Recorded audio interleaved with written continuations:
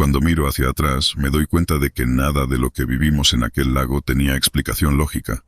La misión se suponía que era de rutina, un simple operativo de búsqueda y rescate en una región remota, marcada por la desaparición de un grupo de científicos que investigaban la fauna local. Pero lo que encontramos en aquel lugar sobrepasaba cualquier expectativa o ley natural que pudiéramos haber aprendido en la academia militar. Nosotros, un escuadrón de 8, llegamos al punto designado justo antes del anochecer. El lago de los muertos, como lo llamaban los lugareños, aparecía en nuestros mapas como una masa de agua tranquila, pero lo que encontramos fue un espejo oscuro y siniestro de la naturaleza. Nuestro comandante, el capitán Solís, nos ordenó acampar en la orilla sur para comenzar la búsqueda al amanecer. Durante la noche, los sonidos del bosque eran ensordecedores, pero lo que más me perturbaba era el silencio que emanaba del lago, como si estuviera conteniendo la respiración, esperando el momento oportuno para exhalar algún secreto oscuro. Mis compañeros intentaban bromear para disipar la tensión, pero sus risas se apagaban rápidamente, absorbidas por la pesadez del aire. Al amanecer desplegamos nuestras lanchas y comenzamos a cruzar el lago. La bruma matutina lo cubría todo, limitando nuestra visión a unos pocos metros. No fue hasta que llegamos al centro del lago que la primera anomalía nos golpeó. El agua bajo nuestras embarcaciones empezó a burbujear, como si algo debajo estuviera despertando. González, siempre el más valiente, fue el primero en alertarnos sobre una sombra que se movía bajo la superficie. No le dimos importancia hasta que la lancha de Martínez fue sacudida violentamente. «¡Algo me tiene!», gritó Martínez, luchando por liberar su pierna de lo que parecía ser una mano pálida y descompuesta que emergía del agua. Pese a nuestros esfuerzos, Martínez fue arrastrado al agua, desapareciendo entre susurros y burbujas. El pánico se apoderó de nosotros. Remamos frenéticamente hacia la orilla opuesta, dejando atrás el lugar del ataque. Al alcanzar la otra orilla, el capitán Solís decidió que debíamos seguir adelante. Según él, lo que había sucedido era un accidente, quizás algún animal del lago, pero lo que vimos después desafiaba cualquier explicación racional. Durante el resto del día, uno tras otro, miembros de nuestro equipo comenzaron a escuchar voces que los llamaban por su nombre desde las aguas. Algunos, como el joven Ortiz, fueron hallados caminando hacia el lago en un trance, como si las profundidades oscuras les prometieran respuestas a preguntas que ni siquiera habían formulado. Esa noche, acampamos en silencio, cada uno perdido en sus pensamientos, escuchando el susurro constante que venía del agua. Era como si el lago hablara en un idioma olvidado, intentando comunicar su dolor y su ira. Lo que más me atormentaba no eran los gritos ahogados que a veces cortaban la noche, sino el rostro pálido y suplicante de Martínez que parecía flotar sobre la superficie, mirándonos, acusándonos de nuestra cobardía. A la mañana siguiente, con solo la mitad de nuestro equipo intacto, decidimos intentar el regreso. El viaje de vuelta sobre el agua fue un tormento. Cada ola que tocaba la lancha parecía capaz de ser el preludio de una mano helada, intentando arrastrarnos al fondo. Cuando finalmente llegamos a la orilla original, el paisaje que nos recibió era otro completamente. El campamento estaba devastado, y entre los escombros encontramos los cuerpos de los científicos que habíamos venido a rescatar, dispuestos ceremonialmente como si fueran ofrendas a alguna deidad acuática y cruel. Sus rostros mostraban expresiones de terror absoluto, sus ojos abiertos en una mirada fija hacia el cielo, como si en sus últimos momentos hubieran visto algo que les había robado la cordura. El capitán Solís, quien hasta entonces había mantenido una fachada de control y decisión, se derrumbó ante la escena.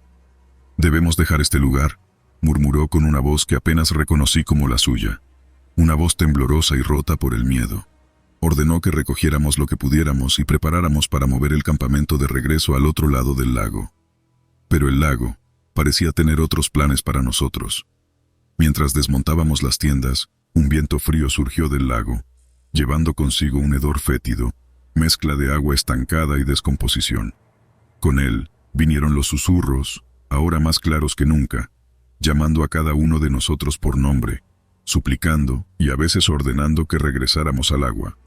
Fue entonces cuando vimos las figuras por primera vez, siluetas humanas, casi transparentes, emergiendo de la bruma, sus cuerpos deformados por el agua, sus rostros sin ojos, pero de alguna manera aún implorantes.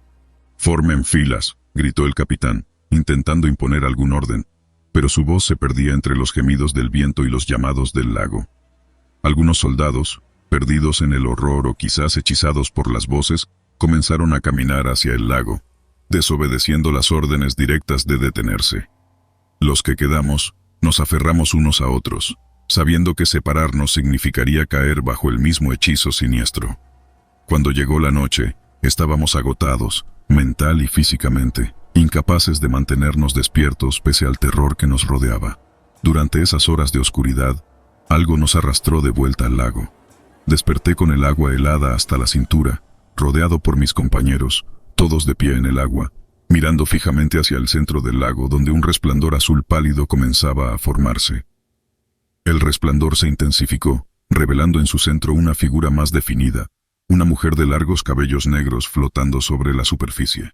Sus ojos, vacíos como el abismo mismo, nos miraban con un rencor insondable. «Ustedes no pertenecen aquí», dijo con una voz que resonaba no solo en el aire, sino dentro de nuestras mentes. «Este lugar es de los perdidos, de aquellos que el agua ha reclamado. Partan ahora y no regresen». La luz y la figura se desvanecieron tan repentinamente como habían aparecido, dejándonos a oscuras, temblando de frío y miedo.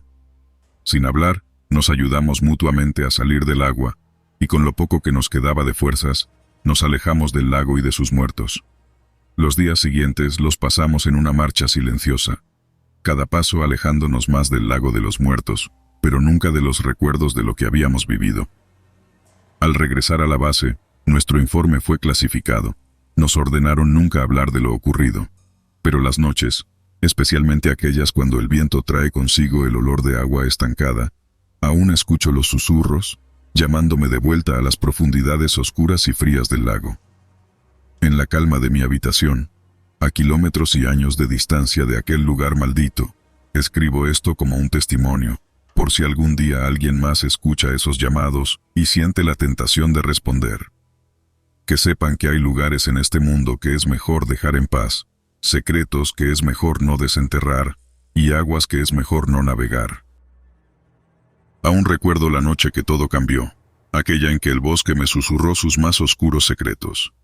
Estaba en una patrulla rutinaria, solo, como tantas otras veces, en una región selvática conocida por su densa vegetación y sus leyendas locales. Se decía que una parte del bosque estaba maldita, prohibida tanto por viejos acuerdos con tribus indígenas como por órdenes expresas de mis superiores. Pero esa noche, la curiosidad y un sonido inesperado me llevaron a desobedecer. Todo comenzó con un llanto, débil y distante, tan suave al principio que pensé que mi mente estaba jugándome una mala pasada. El sonido de una niña sollozando no es algo que esperas escuchar en la soledad de la selva a medianoche. Mi primer instinto fue alertar a través de la radio, pero algo en la pureza del llanto me hizo detener. Sentí una necesidad abrumadora de encontrar a esa niña, de asegurarme de que estaba a salvo. ¿Hay alguien ahí?, llamé, avanzando con cautela entre los árboles. No hubo respuesta, solo el continuo llanto que parecía moverse, guiándome más profundamente en el bosque. A medida que me adentraba, el ambiente se volvía más frío, más denso, como si la misma selva quisiera tragarme. «Vamos, esto no tiene sentido», murmuré para mí mismo, intentando ignorar el miedo que se arrastraba por mi columna. Pero cada paso que daba parecía alejarme más de mi ruta original. Cada giro me llevaba a un lugar más oscuro, más prohibido. Finalmente llegué a un claro donde el llanto era ensordecedor. Allí, bajo la luz pálida de la luna, vi una figura pequeña, una niña de cabellos oscuros, sentada de espaldas a mí. «¿Estás bien?», pregunté, acercándome lentamente. La niña no respondió, solo continuó sollozando. Cuando puse mi mano en su hombro, ella se giró bruscamente. Su rostro no era el de una niña, sino una grotesca máscara de horror, con ojos vacíos y una boca demasiado grande para su pequeña cara, gritando en un tono que no era humano. Retrocedí, tropezando, mi corazón latiendo descontroladamente. «¿Qué eres?», logré balbucear, mientras la figura se levantaba, creciendo en tamaño, transformándose en una sombra alargada y distorsionada que parecía consumir la luz a su alrededor. «Un alma olvidada», respondió una voz que no parecía venir de la criatura, sino del aire mismo, atraída por los vivos, alimentada por sus miedos. Intenté correr, pero mis piernas no respondían. La criatura avanzó, y mientras lo hacía, el bosque parecía cerrarse a mi alrededor, las ramas convirtiéndose en manos que me retenían, la tierra bajo mis pies como arenas movedizas. «Deja que me vaya», grité, luchando por liberarme. La criatura se detuvo, su rostro cambiando, volviéndose cada vez más humano, más triste. «Muchos han venido», dijo con voz melancólica. «Muchos han quedado». Fue entonces cuando entendí que no estaba hablando con un solo espíritu, sino con el eco de muchas almas perdidas, atrapadas en ese lugar maldito por su propia curiosidad o desesperación. No sé cuánto tiempo pasé en ese claro, enfrentando a la criatura y sus historias de tristeza y soledad. Cuando finalmente me dejó ir, el amanecer estaba rompiendo. Regresé al campamento, físicamente intacto, pero permanentemente cambiado. Nunca hablé de lo que vi esa noche. Sabía que nadie me creería, o peor, que intentarían explorar el lugar, cayendo en la misma trampa que casi me consume. Pero cada vez que cierro los ojos, puedo escuchar el llanto de la niña, un recordatorio constante de que hay lugares en este mundo que están más allá de nuestra comprensión y control. Después de aquel incidente, mi vida no volvió a ser la misma. Aunque físicamente había salido ileso, algo dentro de mí se había quebrado esa noche. Los sonidos de la selva, que antes me parecían calmantes, ahora llevaban un tinte siniestro, una advertencia que resonaba con cada hoja que rozaba otra. Cada misión en la selva se convirtió en un ejercicio de paranoia, cada sombra bajo los árboles, una posible amenaza. Mis compañeros notaron el cambio. Mis ojos, una vez llenos de determinación, ahora mostraban una cautela que rozaba con el temor. «¿Estás bien, amigo?», me preguntaban con frecuencia, pero yo solo asentía, incapaz de compartir la verdadera profundidad de mi terror. Sabía que hablar del llanto y de la criatura solo traería problemas, o peor, curiosidad. Las semanas se convirtieron en meses, y aunque nunca volví a ese lugar en el bosque, el recuerdo de esa noche me seguía a todas partes. El sueño se convirtió en un lujo raro. Las pesadillas, en visitantes frecuentes. Veía el rostro de la niña en mis sueños, escuchaba su llanto desesperado que se transformaba en risas grotescas. En momentos de soledad, podía sentir su presencia, como si me estuviera observando desde las sombras, esperando otro momento de debilidad para arrastrarme de vuelta al bosque. Decidí buscar ayuda profesional, explicando los síntomas sin revelar la causa. El terapeuta sugirió estrés postraumático, una explicación razonable, pero sabía que lo que me afectaba era algo mucho más antiguo y oscuro que cualquier trastorno catalogado en los manuales de psicología moderna. Una noche, en un intento desesperado por encontrar paz, volví a las orillas de la zona prohibida. Me quedé allí, fuera del alcance de la maldición, esperando que enfrentarme a mi miedo disiparía su poder sobre mí. Pero mientras me acercaba, el llanto comenzó de nuevo, un sonido tan dolorosamente familiar que todo mi cuerpo se tensó. «No estoy aquí para ti», le susurré al viento, mi voz temblorosa pero decidida. «No tienes poder sobre mí». Aunque el llanto continuó por un tiempo, algo en el aire cambió. Era como si la criatura, o el bosque mismo, estuviera evaluando la sinceridad de mis palabras. Gradualmente, el sonido comenzó a desvanecerse, reemplazado por el silencio de la noche. Sentí una liberación, una ligereza que no había experimentado en mucho tiempo. Me alejé lentamente. Cada paso me alejaba más de la oscuridad que había consumido parte de mi alma. Aunque nunca más escuché el llanto de la niña, la lección permaneció conmigo. Algunos lugares guardan secretos que no deben ser perturbados, y algunas voces que parecen pedir ayuda podrían estar llamando hacia algo mucho más nefasto. Así aprendí que, en ocasiones, la verdadera valentía no reside en enfrentar a los monstruos, sino en saber cuándo es momento de alejarse y dejar que algunos misterios permanezcan sin resolver, ocultos en la oscuridad donde pertenecen. Y aunque el eco de aquel llanto todavía resuena en mis sueños de vez en cuando, ahora lo enfrento no con miedo, sino con un entendimiento resignado de que algunas puertas, una vez abiertas, nunca pueden cerrarse del todo. Nunca creí en las maldiciones ni en las historias de viejos marineros, hasta que mi unidad y yo nos vimos forzados a poner pie en la isla maldita. La historia que voy a contar es difícil de creer, incluso para aquellos que vivimos cada momento de aquella infortunada misión. Todo comenzó con una simple tarea de reconocimiento que se convirtió en una lucha por nuestra supervivencia. Éramos un grupo de 6. El sargento Ramírez, los soldados López, Martínez, Soto, Rivera y yo. Nuestra embarcación, diseñada para operaciones rápidas de infiltración, se vio atrapada en una tormenta inesperada cerca de la costa de México. Las olas eran monstruosas, y en medio del caos, un rayo golpeó, dejando nuestra nave inutilizada y a la deriva. Cuando finalmente la tormenta cesó, nos encontramos cerca de una isla que no figuraba en ninguna de nuestras cartas navales. La corriente nos llevó directamente a sus costas, y sin otra opción, desembarcamos. Deberíamos explorar la isla, buscar recursos o una forma de enviar una señal de socorro, sugirió Ramírez mientras inspeccionábamos la playa. El lugar era inquietantemente silencioso. Los árboles altos y densos parecían absorber todo sonido excepto el susurro del viento. Conforme avanzamos hacia el interior, el ambiente se tornaba cada vez más opresivo. La vegetación era tan densa que apenas podíamos ver el cielo, y el aire estaba impregnado de un olor a putrefacción que no podíamos identificar. ¿Escucharon eso?, murmuró Soto deteniéndose abruptamente. Todos nos detuvimos y escuchamos. Al principio solo el viento, pero luego un sonido bajo, casi imperceptible, como el de un tambor. Bum, bum, bum. El sonido se repetía, marcando un ritmo que parecía acelerar nuestro propio pulso. Probablemente sean nativos, podrían ayudarnos, dijo Martínez, aunque su voz denotaba más preocupación que esperanza. Siguiendo el sonido, llegamos a una antigua estructura de piedra, cubierta de enredaderas. Parecía un templo o un altar, y en su centro, una estatua de piedra de una criatura que no se parecía a nada que hubiéramos visto antes. Parte humano, parte bestia, con ojos vacíos que parecían seguirnos. «Esto no me gusta, sargento», comentó López, observando la estatua con una mezcla de fascinación y horror. Antes de que Ramírez pudiera responder, el suelo bajo nosotros empezó a temblar, y de las sombras emergieron figuras, no humanos, sino esqueletos vestidos con harapos, armados con antiguas lanzas y cuchillos de piedra. «Formen un círculo, apunten hacia afuera», ordenó Ramírez. Los enfrentamos como pudimos, pero por cada esqueleto que caía, otro parecía tomar su lugar.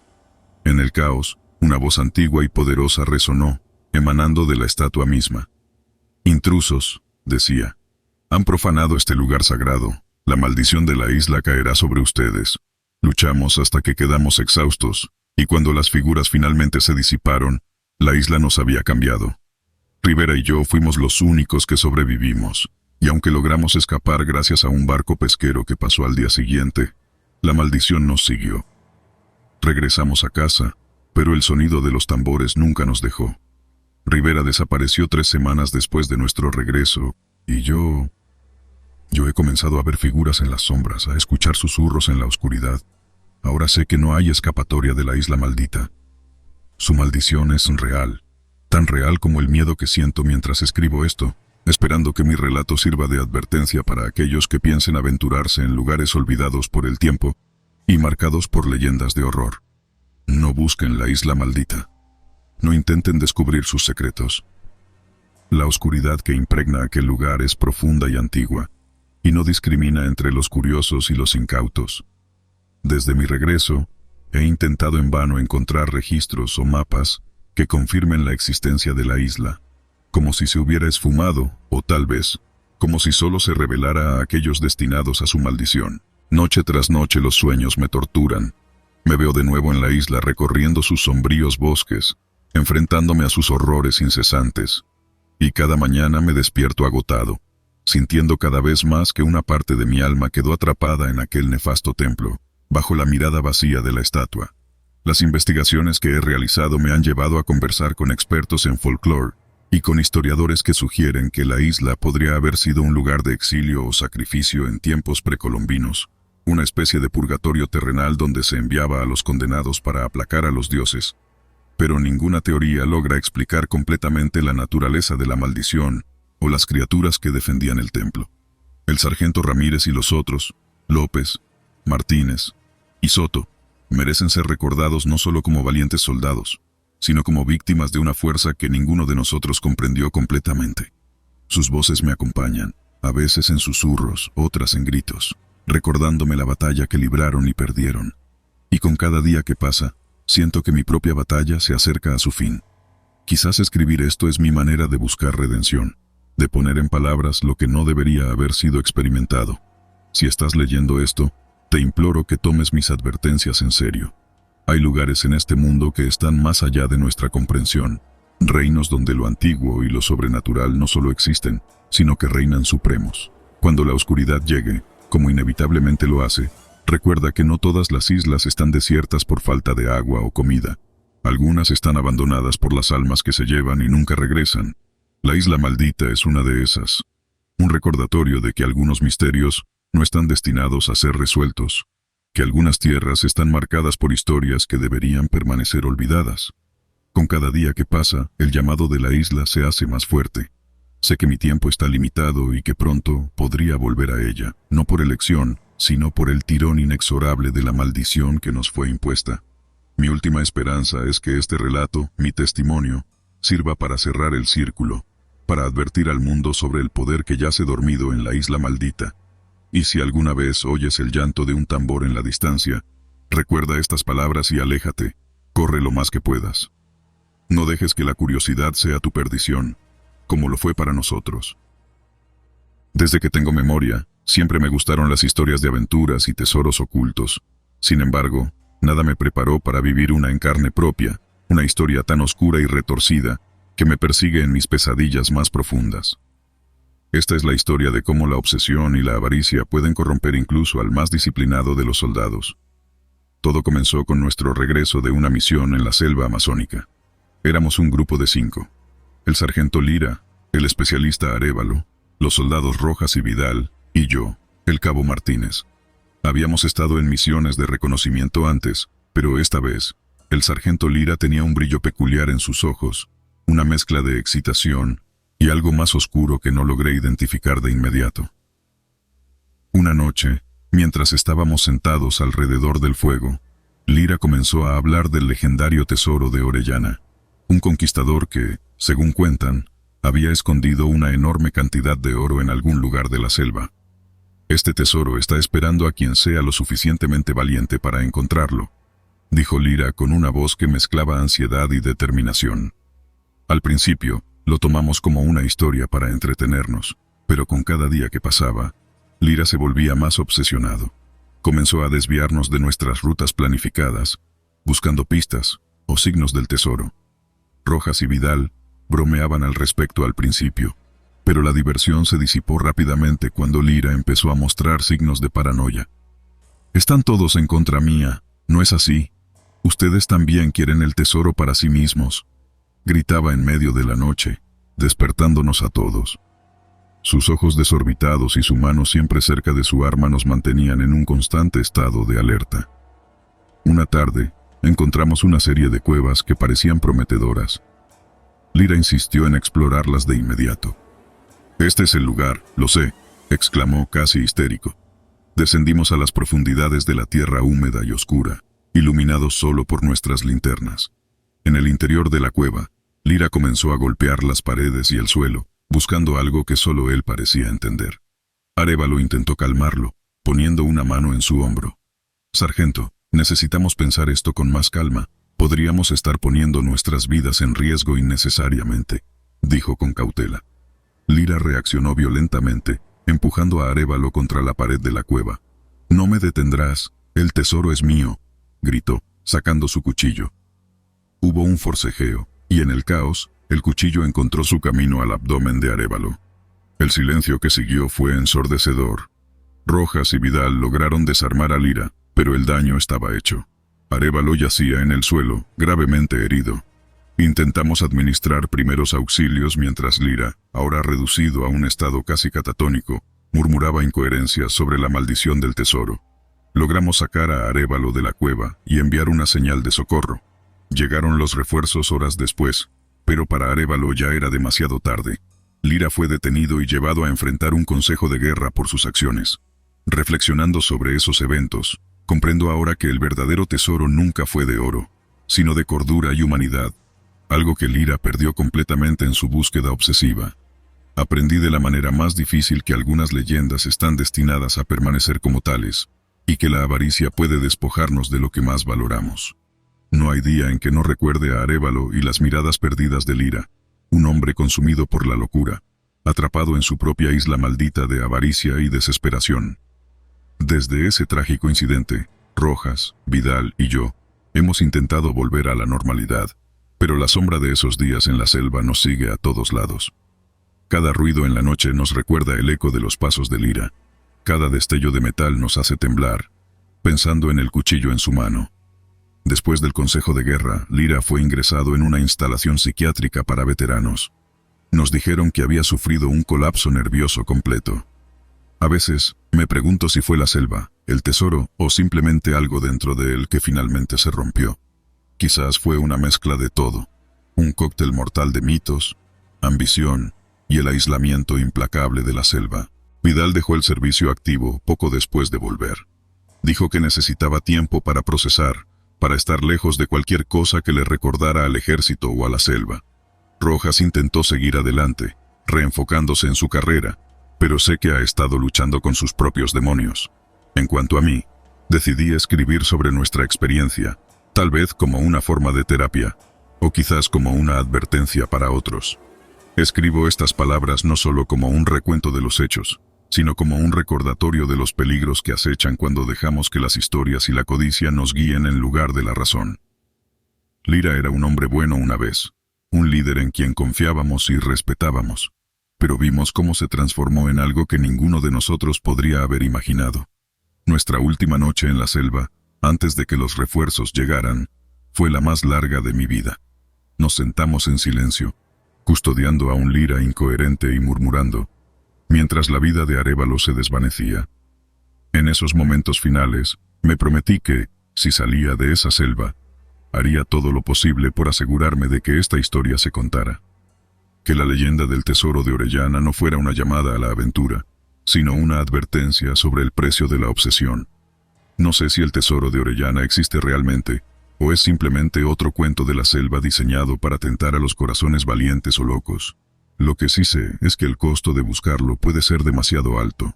La pérdida de Arévalo, la caída de Lira, las cicatrices que llevamos Rojas, Vidal y yo, son pruebas de que hay cosas en este mundo más valiosas que el oro. Quizás algún día, este relato sirva para detener a alguien que, como Lira, se sienta tentado por las historias de riquezas incalculables escondidas en los rincones olvidados del mundo. Que sepan que no todas las fortunas valen el riesgo, especialmente aquellas custodiadas por los fantasmas de aquellos que ya han pagado el precio final. En lo personal, cada paso que doy fuera de la uniformidad y estructura de la vida militar me lleva un poco más lejos de aquellos días oscuros, pero sé que nunca estaré completamente libre. El recuerdo de la selva, del tesoro y de lo que perdimos allí siempre será parte de mí. Como guardianes de esa historia, Rojas, Vidal y yo llevamos la carga y la bendición de recordar, siempre recordar, que algunas búsquedas deben dejarse sin seguir.